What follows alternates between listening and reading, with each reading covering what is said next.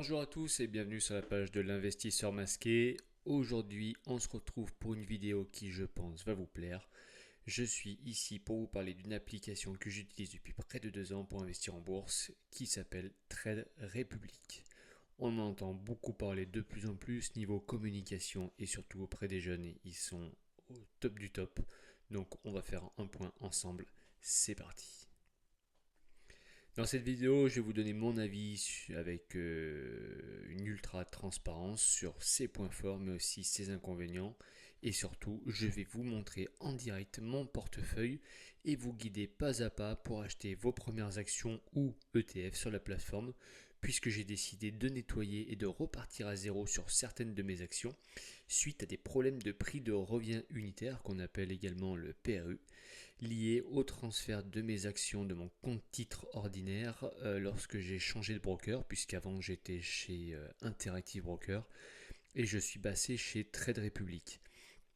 Alors Interactive Broker, appelé aussi IBKR, était un très bon broker, sauf qu'on était sur une plateforme quand même beaucoup plus technique et poussée.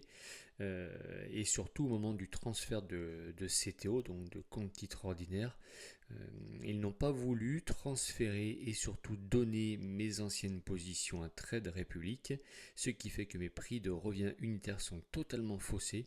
On le verra tout à l'heure quand je vous ferai le partage d'écran, où j'ai des actions qui sont totalement faussées, des pourcentages de plus-value à plus de 1000%. Donc justement, je vais profiter de ce qui se passe un petit peu en ce moment sur les marchés financiers et notamment américains pour vendre ce que j'ai actuellement encore en plus-value et repartir sur un plan d'investissement toutes les semaines où je vais racheter ces actions pour lisser mon PRU et je l'espère acheter avec un PRU plus bas que ce que j'avais avant chez Interactive Broker. Avant de commencer, on va voir si Trade Republic est fait pour vous. On voit ça tout de suite et surtout n'oubliez pas de liker la vidéo, de vous abonner pour plus d'astuces en investissement et pour être au courant de toutes mes mises à jour. N'oubliez pas d'activer la petite cloche. On y va, c'est parti. Alors, Trade Republic, c'est quoi? Donc, c'est une application mobile allemande à la base qui permet d'investir en bourse facilement avec des frais ultra réduits. Donc, cette toute nouvelle interface donne des possibilités d'avoir un compte et un RIB en France, donc depuis peu, puisqu'avant donc cette application était exclusivement allemande avec donc un RIB allemand. Et depuis quelques semaines, on voit apparaître pour les nouvelles personnes qui s'inscrivent dessus un RIB directement immatriculé donc en France. Et pour les personnes qui étaient auparavant comme moi en Allemagne, la possibilité de transférer vers un RIB français. Et c'est quand même pas négligeable pour plusieurs points, notamment pour les déclarations d'impôts, mais également pour le quotidien. Lorsqu'on doit fournir son RIB, c'est quand même plus facile et ça nous évite pas mal de manip. Caractéristique principale de Trade Republic, donc la possibilité d'acheter des actions des ETF sans frais cachés, donc on va être sur 1 € par transaction. Donc c'est un prix qui défie quand même toute concurrence, donc on pourra faire plus tard des vidéos axées bien plus sur les prix de chaque broker. Mais si on prend l'exemple de mon plan d'épargne en actions que j'ai chez Boursorama, où des fois l'achat ou la vente d'une action, et notamment l'achat, peut valoir plusieurs euros, voire dizaines d'euros. Par exemple, une action LVMH, on peut se retrouver à payer 6, 7, 8 euros de frais sur l'achat d'une seule action. Alors chez Trade Republic, on va être plafonné à 1% par transaction, qu'on pourra même diminuer, on le verra comment, avec la petite astuce qui n'est quand même pas négligeable du plan d'investissement programmé.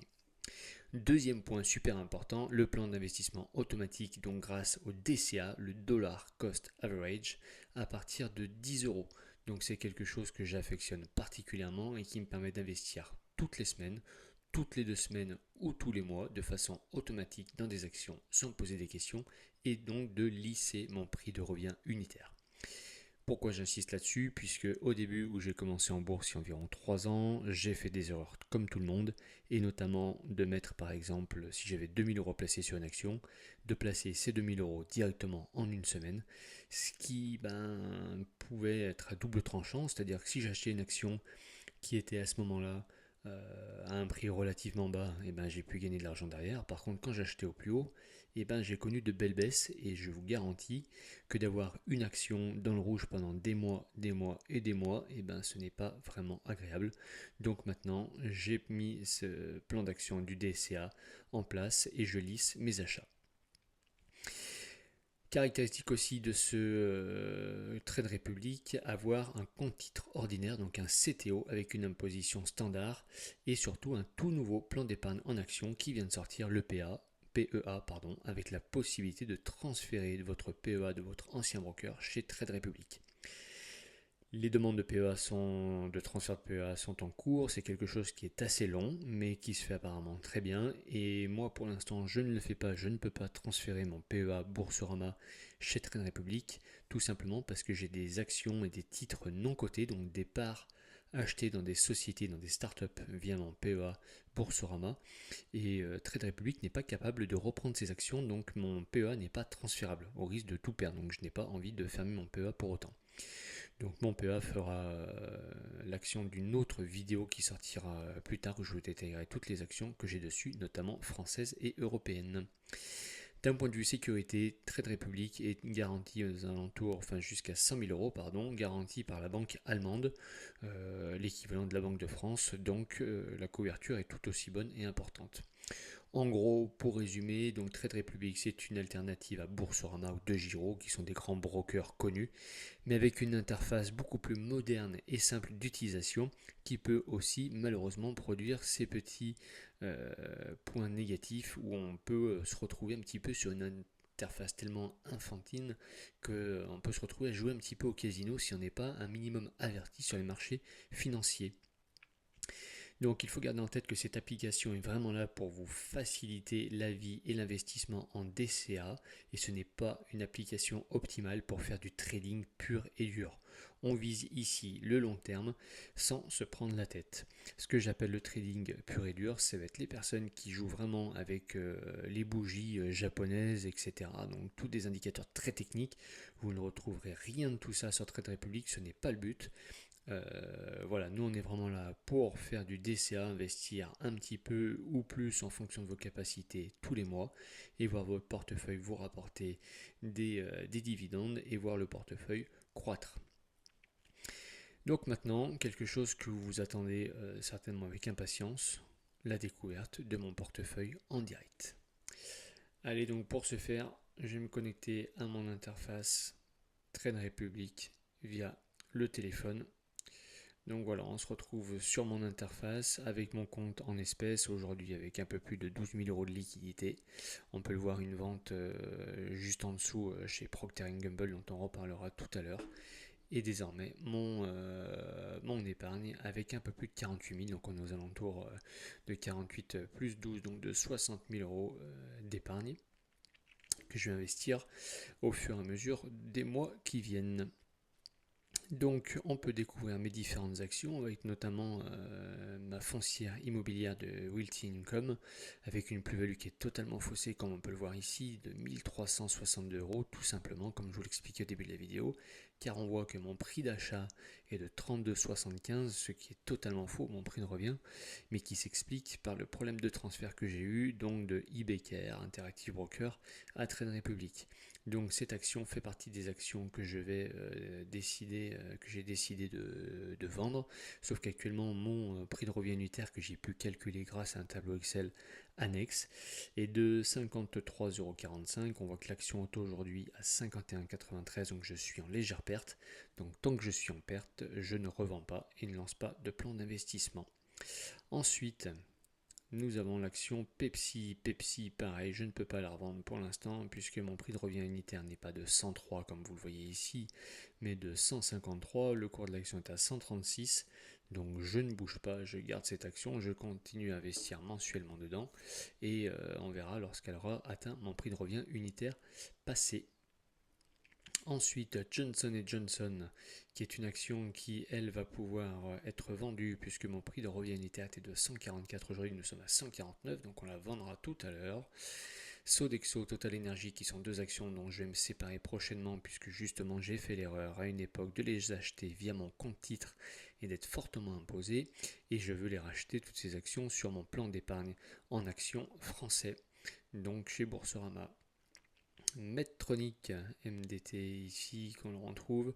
Donc cette action aussi fera l'occasion d'une vente tout à l'heure puisque je l'ai acheté 79,07€ et qu'aujourd'hui elle est à 85,56€, donc une belle plus-value. Ensuite, Genium Parts, le matériel de construction et d'outillage, pardon. Donc celle-ci sera également vendue, mais prochainement ou pas, je verrai. C'est plutôt des indicateurs financiers qui me le disent. Que là, mon prix d'achat que vous voyez en bas à droite est bon puisque celle-ci, je l'ai achetée uniquement depuis Trade Republic. UGI sera également vendu puisque mon prix de revient est totalement faussé, on le voit, 2570 de plus-value sur un prix de possession de 2570, ce qui est totalement faux. Donc je possède 85 titres à un prix d'achat de 0, donc ce qui est totalement faussé. Mon prix d'achat unitaire était de 27,99€, donc plus-value, donc action à vendre. Eversource Energy, celle-ci sera vendue également. Verizon Communication sera vendue. Hormel Foods sera à vendre, mais pas tout de suite, puisque mon prix de revient unitaire sur celle-ci est à 29,83€ et on voit qu'aujourd'hui elle est à 27,10€. Donc pour l'instant, on ne bouge pas, on fait profil bas, on attend que ça remonte. Coca-Cola sera vendu, un prix d'achat qui était inférieur à maintenant. Vici Property, qui est une foncière dans les casinos, principalement le prix de revient est bon. On voit qu'on a une belle plus-value de 220€ ici, donc on ne la touche pas. Novo Nordisk, Microsoft, Amazon, toutes ces actions ont été achetées dernièrement directement via Trade Republic, donc je ne touche pas. Kimberly Clark, c'est pareil. Accenture, on ne touche pas. Cette action, si on le voit sur un an, a connu une belle chute, donc elle pourra faire office d'un bel achat très prochainement, puisqu'on était à 380€ à peu près. Aujourd'hui on est à 290, on a quasiment perdu 100€ l'action, donc il y aura certainement une belle pièce à remettre dessus prochainement. ADP, je ne touche pas non plus, ça a été acheté ici. Nvidia, le géant des semi-conducteurs, que j'appelle un petit peu mon action casino. Action casino, pourquoi? Parce qu'en fait, je m'amuse à l'acheter quand elle est basse et je la revends quand elle est haute. Donc là, aujourd'hui, on voit que j'ai réussi à la lisser, à l'acheter à 103,79€. Et j'aimerais bien l'avoir remontée aux alentours de 135-140. J'en possède 9, ce qui me ferait une belle plus-value, ce qui me permettrait de jouer un petit peu. Celle-ci, on s'amuse avec celle-ci. Un petit peu d'ETF Physical Gold sur. Maintenant, on va revenir après une petite coupure technique, excusez-moi. Donc, on va revenir sur Mastercard Visa Meta, comme je vous disais. Donc Meta qui m'avait été offert, donc c'est une action que je compte pas garder, mais de toute façon elle ne sert à rien, j'en ai 4,79€, donc c'est ridicule. Et Mastercard et Visa qui sont des actions sur lesquelles je viens de lancer mon plan d'investissement puisqu'on a connu de très belles chutes et elles reprennent un prix à peu près cohérent, donc on a perdu quasiment 70-80 euros par action. Donc c'est quelque chose qui est une action qui est très très bonne pour l'avenir avec de très bons fondamentaux. Donc ça aussi, ça fera l'objet d'une future vidéo sur la connaissance des fondamentaux des actions pour savoir comment les choisir, les différents sites que j'utilise sans forcément me prendre la tête et rentrer dans des choses trop techniques. Ensuite, un petit peu de crypto, donc crypto que j'appelle ça fantasy. On part du principe que de toute façon, dès qu'on met de l'argent en crypto, partons du principe qu'on n'en a pas besoin et que l'argent est perdu. Si ça marche, tant mieux. Si ça marche pas, eh ben, on était au courant. Donc pas plus de 2, 3 et 4% de son capital maximum.